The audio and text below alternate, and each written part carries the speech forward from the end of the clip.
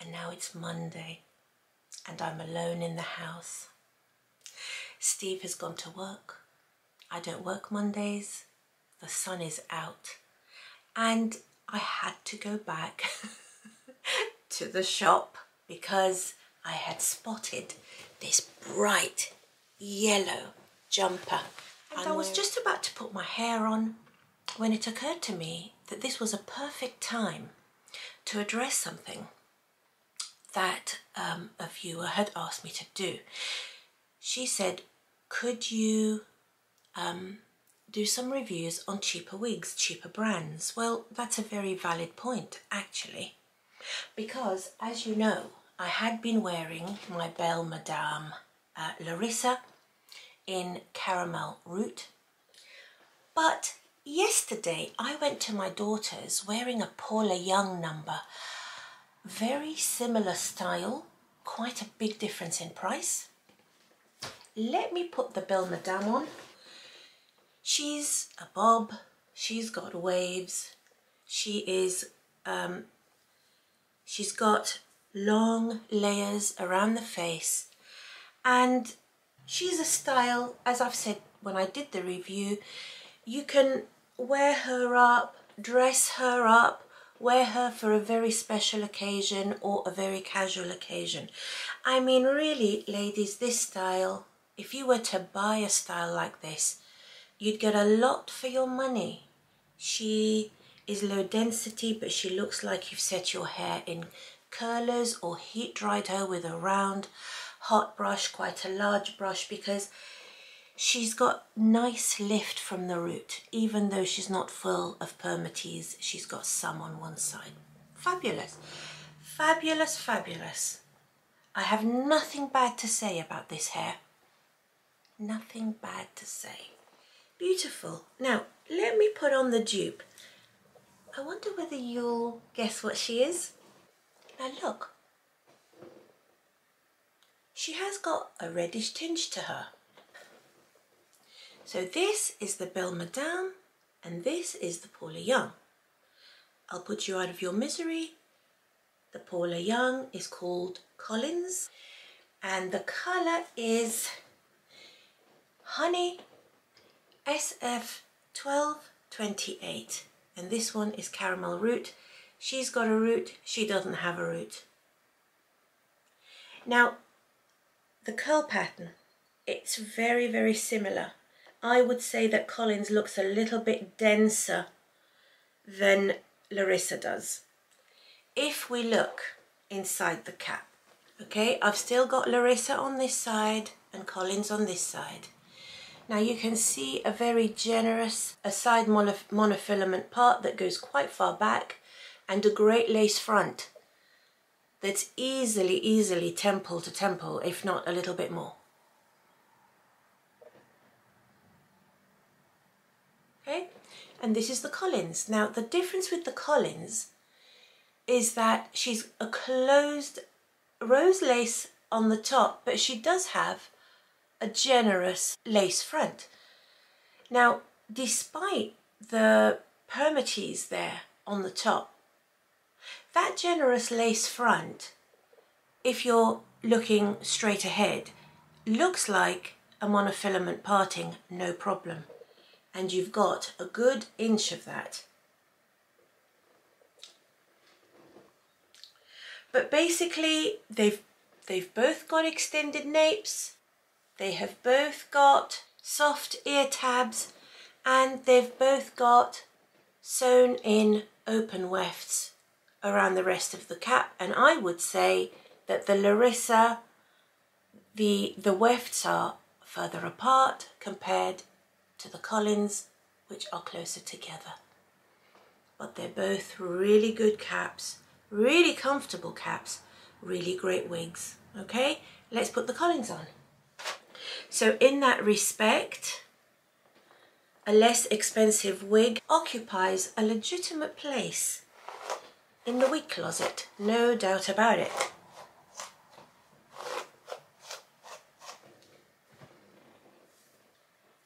Now, can you see that lace front, how it is? you know, you can see the lace, you can see the hair separating there, making a parting really nicely, and the rest is permatease. But I think it's fair to say that the permatease is actually really good. It's not very noticeable really. And look at the curl pattern. Very similar length to Colin's.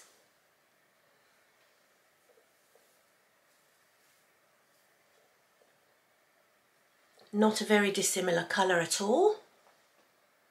And I really love her.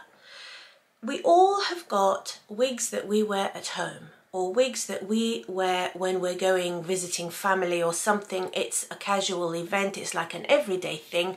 We don't want to be wearing our expensive pieces and wearing them out and drying out those fibres or matting the nape of the neck. So I'm going to actually keep this one on because she's perfect for my needs today.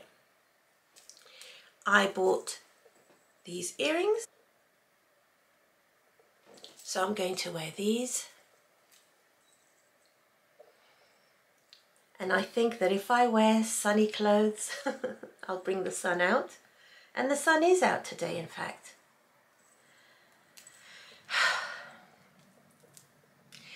You know, it's a very delicious feeling when you're on your own, the day is yours, and you can spend your entire day doing all of those things that you absolutely love. So yes,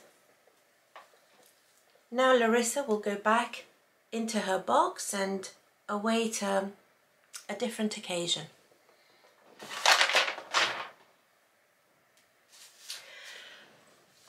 It's an interesting point actually, because when I did the review from the wig she style, this one, 009 the style is called, you're free to name the wig yourself.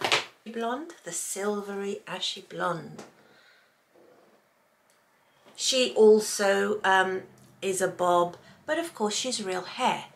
Now, some people got back to me and said I was curious about the wig, interested in maybe purchasing her, until I saw the price, several $100s worth.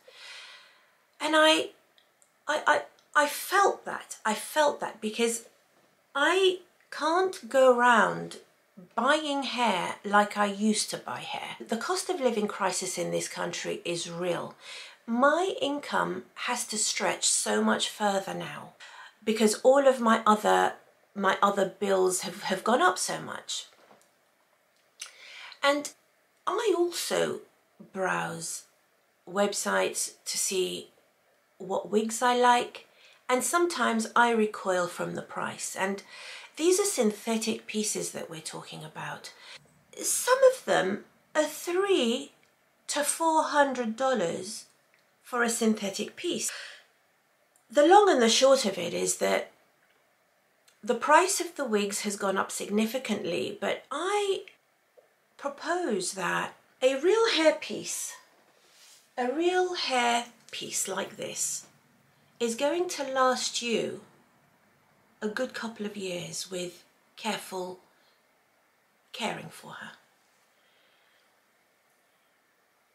They do dry out, these real hair pieces, but you can condition them like you would real hair. They respond to the washing and conditioning process. I use silicone mix on my synthetic pieces. I spray silicone mix diluted into my silicone pieces using this. In fact, it's run out and I need to replenish. But that silicone mix is actually made for hair, for real hair. It just makes the synthetic fibers rub up against each other in a smoother way, giving the illusion of having conditioned them. But of course, you're not really conditioning the synthetic fibers in the same way as you could be conditioning the real hair fibers. The end result, in my opinion, is that the real hair fibers last longer for those several $100s of your investment in the real hair wigs. Likewise with the toppers. I've got some Uniwigs toppers that are real hair. That hair is no longer growing out of that follicle. It's no longer going to receive the benefit of the natural oils from your skin, but you can add that in to a certain extent. That real hair is going to respond to the conditioning process. But there's something that I wanted to bring to your attention about real hair. When you receive your real hair wigs and toppers, as you know, that hair comes from different parts of the world, and that's really where the key lies, where you have to think, okay, if I'm getting a real hair piece, what am I actually getting compared to a synthetic piece? I've always said, when you buy your synthetic piece, the style and the curl and the wave and the way it's going to fall around your face is baked in. But believe me, ladies, when you get your real hair topper or your real hair wig and you wash it, it comes back like a stranger is in your house. You ask yourself, I've never seen this. Who's this? I had a topper, Uniwigs. When I first got her, she was sleek. Here is a little clip of me actually reviewing her. You can see the hair has been straightened, it had been processed, it had been conditioned, it was straight and sleek, went straight down. Then I had to put a hot wand to her to give her those curls, and those curls fell out after a certain time, and I had to repeat that. But then I had to wash her. And what we're going to do today is we're going to wash a piece together. But when you wash the piece, that's what you really need to look at. How much time is it going to take you? How much maintenance and effort is she going to take you to get back the style that you bought, that you were excited about? Now, I'm not going to wash this wig, okay, because I'm not really ready to wash this wig. But one of my real hair toppers needs washing. Let's go and wash her together and dry her, and we'll see what we've got. So let me pop her on and show you what she's like at the moment. Yeah, she's not smelling the freshest. She could probably benefit from a wash, but I love this style. It always reminds me of a kind of a Spanish flamenco dancer. If you can see the lace there, don't worry too much. The sticky I've got on it is a little bit old, and you can probably see the wig tape rather than the lace. But yeah, so take a good look, ladies. Take a good look. This is what she is. If only you could smell her. Yeah.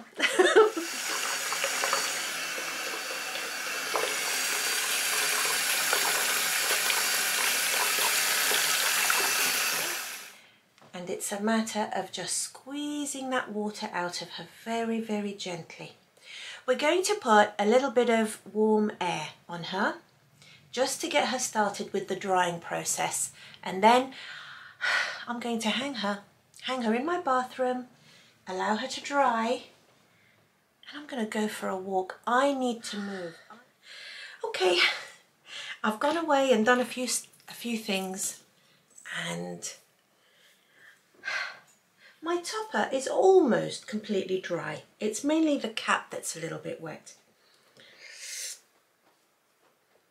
Okay, let's brush it out nice and gently. Do you see? Let me turn toward, put the light on it. See?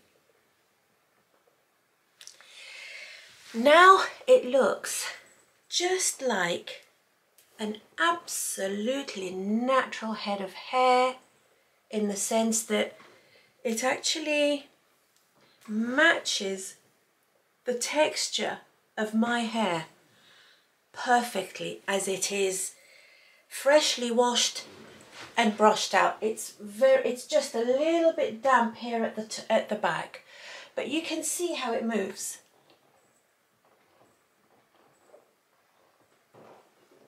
if I was to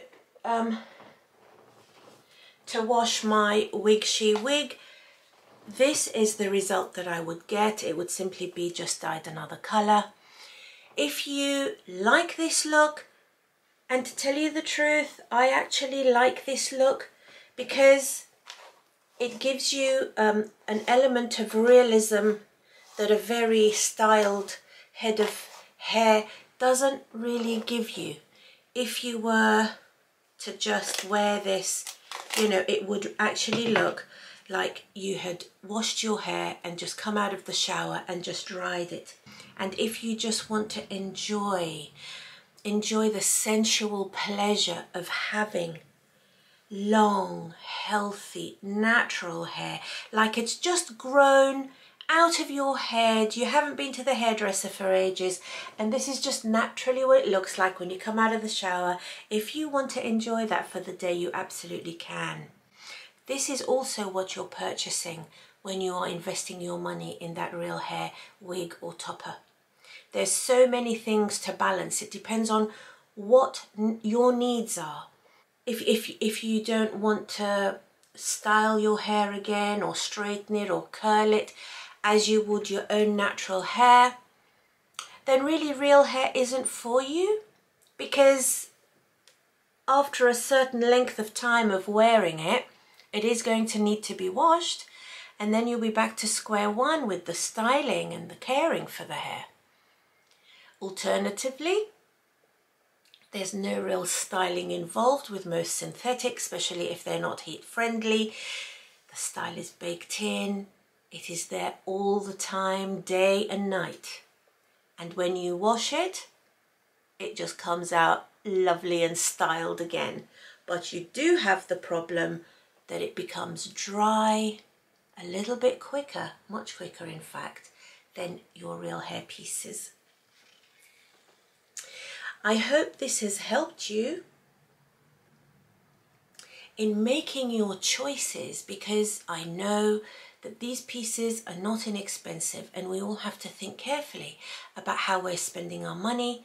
Are we buying something that is going to make our life better, or is going to give us just the pure joy that we crave? I'm going to wear this for the rest of the day, just as she is, and I'm just gonna love having her here so close to my face. It's gonna be so beautiful. All the details about the pieces that I've worn will be in the link below, so if anything has caught your eye, you can just go and purchase it after careful consideration. And I will see you again very soon.